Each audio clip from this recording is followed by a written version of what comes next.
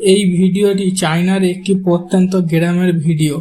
এখানে বড় বড় লাউগুনিকে মেশিনের সাহায্যে লম্বা ফিতের মতো সরু অংশ করে বের করে নেওয়া হয়।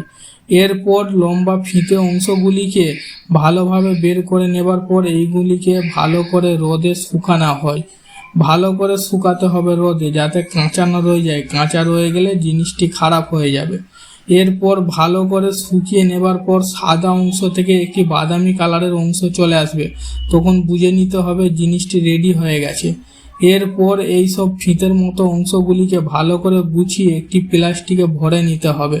চায়নার লোকেরা এইভাবে প্রসেস করে রাখে। এইভাবে প্রসেস করে রাখার কারণ হচ্ছে, যখন অফ সিজনে লাউ পাওয়া যায় না, তখন এইগুলিকে খালি গরম জলে ডুবিয়ে দিলে ঠিক আগের মতো খেতে লাগবে। যেই অঞ্চলে এইসব লাউ পাওয়া যায় না, তারা এইরকমভাবেই জিনিসগুলিকে সংগ্রহ করে রাখে।